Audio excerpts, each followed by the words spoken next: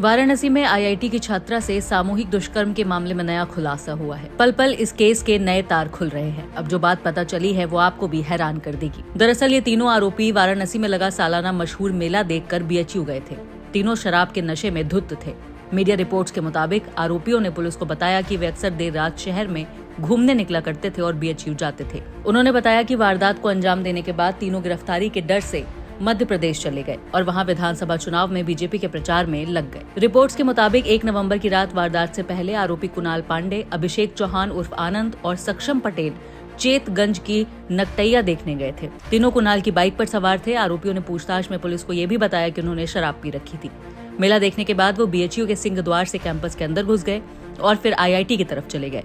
उस तरफ सुनसान जगह देखकर तीनों ने छात्रा के साथ गैंगरेप की और फिर कैंपस के हैदराबाद गेट से निकलकर बाईपास की तरफ चले गए। करीब आधे घंटे तीनों इसी तरफ रहे। इसके बाद कुणाल ने सक्षम और अभिषेक को उनके घर छोड़ा और रात के 2:30 बजे कुणाल खुद अपने घर पहुंचा। छात्रा के साथ गैंगरेप की घटना को लेकर अगले ही दिन से बीएचयू के छात्रों ने आंदोलन शुरू कर दिया था। आरोपियों ने पूछताछ में यह भी बताया कि वारदात को अंजाम देने के बाद जब अगले दिन 2 नवंबर और फिर 3 नवंबर की रात को आंदोलन हुआ तो वो डर गए और शहर छोड़कर एमपी चले गए और वहां चल रहे विधानसभा चुनाव के प्रचार में शामिल हो गए। आरोपियों ने यह भी बताया कि मध्य प्रदेश में मतदान वाले दिन यानी 17 नवंबर से पहले ही तीनों वापस वाराणसी आ गए थे और गुपचुप तरीके से रहने लगे। पुलिस के मुताबिक कुणाल पांडे शादीशुदा है और एक बीजेपी पार्षद का दामाद भी है, जबकि कुणाल के मोहल्ले वाले बताते हैं कि उसने इंजीनियरिंग की पढ़ाई की है। पुलिस के मुताबिक आरोपियों ने कबूल किया कि वो लोग रात में सड़क पर दिखने वाली लड़कियों पर फप्तियां कसते थे और अक्सर बीएचयू कैंपस जाया करते थे। उन्होंने ये नहीं सोचा था कि ये मामला इतना तूल पकड़ लेगा।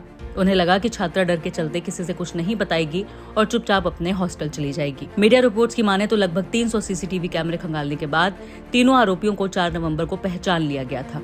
तीनों वारदात के बाद हैदराबाद गेट से बाईपास की तरफ भागे थे। उधर रोड लाइट अच्छी न होने के चलते पुलिस को सीसीटीवी से कोई खास सुराग नहीं मिला। फिर पुलिस ने 1 नवंबर की रात 1 बजे के बाद सिंह द्वार से घुसने वाले बाइक सवार 3 युवकों की फुटेज खंगालना शुरू किया। पुलिस को सिगरा के city command and control centre की मदद से एक बुलेट बाइक पर सवार 3 युवकों की धुंधली फुटेज मिली थी।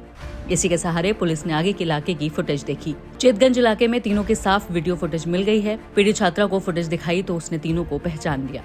मीडिया रिपोर्ट्स के मुताबिक तीनों आरोपी बीजेपी से जुड़े थे। गिरफ्तारी के बाद पार्टी ने तीनों को निकाल दिया है।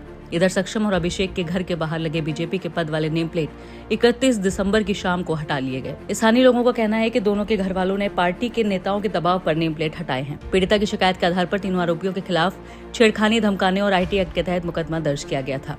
बाद में छात्रा ने मजिस्ट्रेट को बयान दिया कि तीनों आरोपियों ने उसका यौन उत्पीड़न किया। फिर बंदूक की नोक पर उसे निर्वस्त्र कर वीडियो बनाया और फिर वीडियो को सोशल मीडिया पर अपलोड करने की धमकी दी। इस बयान के आधार पर मुकदमे में सामूहिक दुष्कर्म और इलेक्ट्रॉनिक साधनों से यौन उत्पीड़न की धाराएं बढ़ाई गई। तीनों आरोपियों को फिलहाल 14 दिन की न्यायिक हिरासत में भेज दिया गया है।